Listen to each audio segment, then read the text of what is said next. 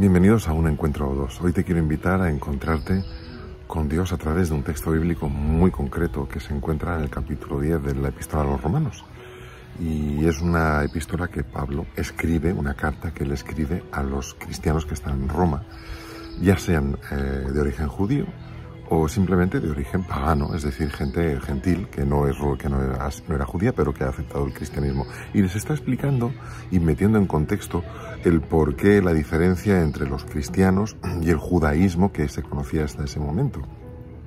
Y aunque el texto clave se encuentra en el versículo 4, me gusta mucho porque nos hemos pasado por alto, no le hemos dado importancia al versículo 2, que nos ayuda a contextualizar esto y a entender un poquito más todavía lo que luego en el resto del capítulo se nos está explicando sobre nuestra salvación. La verdad es que este texto nos permite conocer y encontrarnos más de cerca con ese Dios redentor, ese Dios creador que está allí detrás de este texto y delante nuestro esperando a que le demos una oportunidad. Fijaos, voy a ir leyendo poco a poco. Me gusta el versículo 2 porque, empiezo desde el versículo 1, lo voy a leer. Hermanos, ciertamente el anhelo de mi corazón y mi oración a Dios por Israel es para salvación.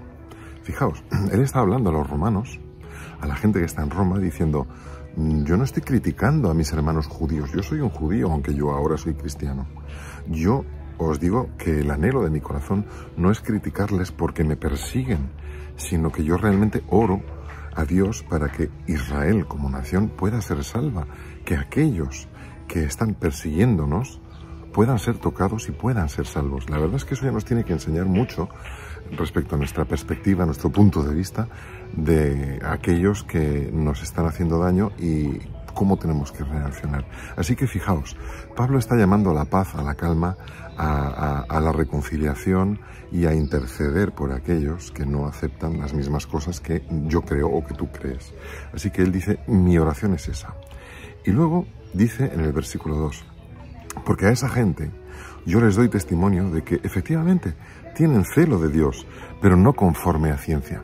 Fijaos, es muy importante que nos demos cuenta de esto, porque aquí se está hablando de lo que hoy en día en algunos círculos religiosos se critica y es el pensamiento crítico, el pensamiento científico. Pablo les está diciendo, mirad, yo oro por esa gente y es más, yo les digo que efectivamente son creyentes. Los judíos de aquella época eran gente celosa de Dios, gente de una manera que seguía la fe a su estilo y a lo que ellos creían. Y Pablo dice, no, si yo doy fe de que realmente sois gente a ellos, cuando les habla a ellos, sois gente creyente. A mí me hace gracia, y lo digo con ironía, ¿no? Cuando a veces nos encontramos con otra persona de otra denominación y yo le quiero compartir de forma más exacta la Biblia, y hay algunos que dicen, no, porque tú estás equivocado. Perdona, les estamos insultando cuando estás directamente criticando a otra denominación o a otra persona, porque estás diciéndole en pocas palabras que ellos no son religiosos, que no creen en nada o que lo que creen es falso y están completamente equivocados. No, Pablo aquí tiene una actitud muy diferente. Está diciendo, yo les doy testimonio de que, en efecto, tienen celo, tienen fervor por Dios, pero no conforme a ciencia. Me gusta esa precisión. Ahí lo que Pablo está diciendo, yo no pongo en duda que seáis gente creyente, yo no pongo en duda de que seáis gente religiosa, de hecho lo sois, pero no conforme a ciencia, es decir, pero creo que necesitáis un análisis más profundo del texto, y eso es la ciencia es un análisis de las circunstancias, de las pruebas, de los elementos que tenemos delante, y en este caso es la palabra de Dios, la Biblia, la tenemos delante, y Pablo lo que les está diciendo es, sois gente creyente, perfecto, estupendo, pero no estáis siendo realmente coherentes con lo que la Biblia dice. Necesitaríais reexaminar el texto bíblico para entender mejor qué es lo que Dios nos dice a través de su palabra. Y por eso él dice, no conforme a ciencia, es decir, os falta profundizar un poco más. Es un acercamiento diferente del que muchos tienen respecto a la forma de compartir su fe con otras personas. Me gusta esta forma que tiene Pablo de acercarse a los demás. Y luego él les dice, mirad, porque ignorando la justicia de Dios y procurando establecer la suya propia, ahora se dirige a los romanos, ¿vale? Está explicando que los judíos ignoran la justicia de Dios y procuran establecer la suya propia, no se han sujetado a la justicia de Dios. Os explico este texto para que entendáis qué es lo que Pablo quiere explicar, porque el que está leyendo esto en Roma entiende pero a lo mejor nosotros no. Fijaos, primero hay que entender qué es la justicia de Dios. La justicia de Dios es algo muy sencillo. Dios nos dice en su palabra que justo no hay ni aún uno. Y Pablo lo dice en la epístola a los Romanos un poquito antes. Nadie es bueno, ni uno solo.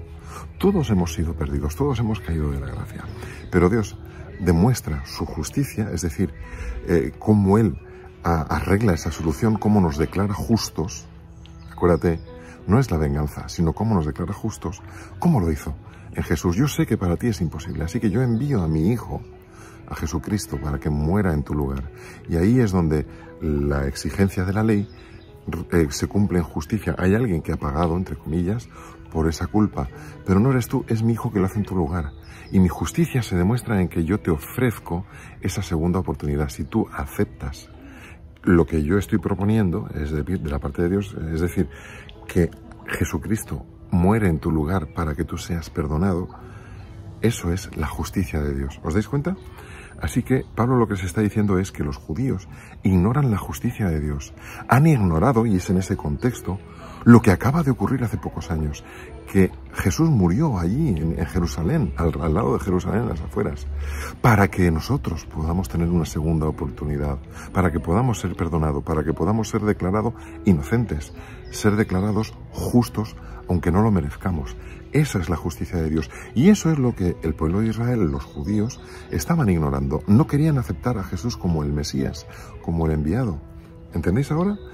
Entonces, dice que establecen su justicia propia. ¿Qué quiere decir? Bueno, rechazo a Jesús, no reconozco a ese Señor como el Mesías, y entonces yo tengo que continuar haciendo las obras de la ley de Moisés, es decir, todo lo que tiene que ver con el santuario, todo lo que tiene que ver con los sacrificios, y de esa manera demostrarle a Dios que soy bueno y por lo tanto digno de entrar en el paraíso. ¿Os suena? Hay muchas religiones cristianas hoy en día todavía que creen en eso, que cuanto más bueno seas, que cuantas más cosas hagas, cuanto más rezos hagas, cuanta más penitencia hagas, más digno estás o eres de entrar al cielo. Y eso es falso, porque la justicia de Dios es en Jesús. Tú, yo, no nos merecemos nada, pero Jesús vino para morir en tu lugar y en el mío y nos ofrece ese perdón gratis. Yo ya he pagado tu deuda. ¿Os dais cuenta? Entonces esta crítica es Pablo explicando a los de Roma qué es lo que pasa en Jerusalén, qué es lo que pasa en Israel con los judíos. Así que él añade al final el famoso versículo 4 que voy a explicar enseguida. Pero primero resumen. Pablo tiene una situación delante difícil que desde lejos, en la lejanía, los que están en la diáspora, los que no son judíos pero han abrazado la fe cristiana, no terminan de entender.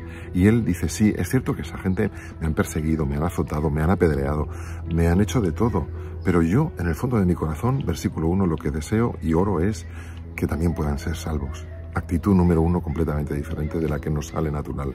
Y en segundo lugar, yo a ellos les doy testimonio de que efectivamente tienen celo de Dios, son gente creyente, son muy religiosos, pero les falta ese segundo punto del punto de vista científico, de analizar el texto, de entender si las cosas son o no como se les ha dicho, de verificarlos por sí mismos y no creer simple y llanamente en tradiciones, sino que hagan como un científico, que analicen el texto, los hechos, las evidencias y que lleguen a sus propias conclusiones. Y entonces Pablo les dice, y las evidencias son que están ignorando todo lo que Dios ha previsto para nuestra salvación, que es su justicia, el plan de justicia de Dios que nos ha traído, que se cumple en Jesús.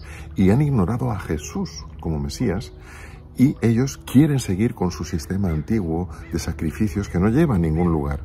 ¿De acuerdo? Y luego dice en el versículo 4, y ahí está la clave, porque el fin de la ley es Cristo, para justicia a todo aquel que cree. Hay mucha gente que llega a este versículo y nos dicen, por ejemplo, a los adventistas, que los 10 mandamientos ya no valen porque el fin de la ley es Cristo, con Cristo se acabó la ley. Y no es eso lo que está diciendo.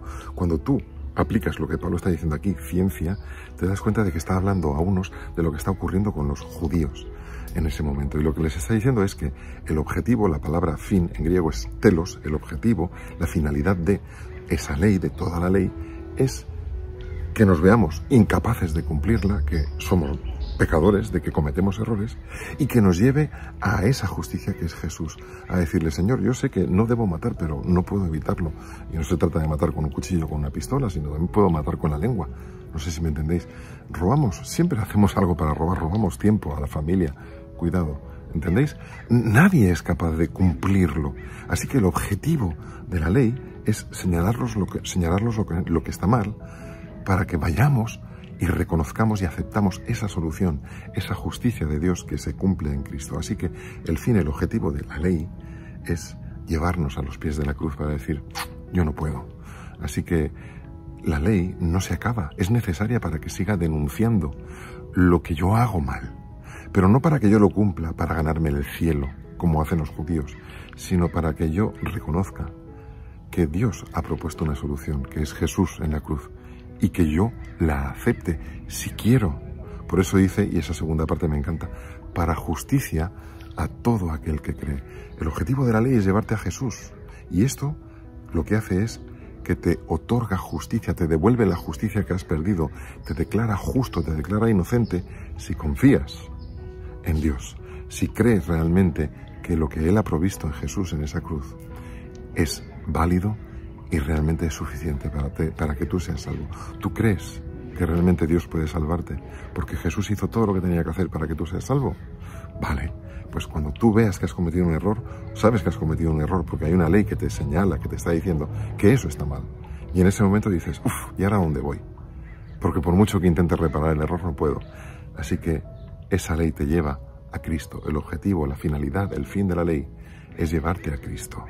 Y cuando vas a Cristo, ahí es donde se cumple la justicia que Dios había previsto, para que todo aquel que en Él crea no se pierda, mas tenga vida eterna. Todo el que viene a mí no lo echo fuera, dice Jesús. Pero no vamos a ir a Él si yo no me siento indigno. Yo no me voy a sentir indigno si no hay una ley que me condena. ¿Entendéis? Por eso es el fallo entre unos cristianos protestantes que dicen que, bueno, la ley ya no vale, y otros que hacen tanto énfasis en la ley que parece que si no la guardas no vas a ser salvo. Efectivamente. Pero la ley está para decirte que cometemos errores. La ley no puede desaparecer, sino el pecado desaparece. Y el pecado solo desaparece, no porque la ley desaparezca, sino porque Jesús te dice, a pesar de tus errores, yo te perdono, vete y no vuelvas a cometer el mismo error. ¿Entendéis la diferencia? Por eso me gusta mucho cuando metemos estos versículos en su contexto. Pablo explicando unas cosas a personas que están lejos de qué es lo que ocurre, lo que no ocurre, por qué rechazaron, qué implica, y que la solución es otra. Así que el objetivo, la finalidad, el fin de la ley, no su desaparición, sino su objetivo, su finalidad, es que me vea indigno y que yo vaya a Dios diciendo, Señor, acepto tu solución, sea cual sea. Y Él te dice, mi solución es Cristo. Así que yo te invito a que tengas un encuentro en la cruz con ese Jesús, con ese Cristo que los judíos rechazaron para seguir intentando ser salvos a base de ser buenos ellos, que no nos lleva a ningún lugar. Pero que tú, si vas y crees que eso es suficiente para que tú seas salvo, esa justicia te es acreditada. Ve y ten ese encuentro, o dos, o los que haga falta, para que tú puedas ser otra vez restaurado.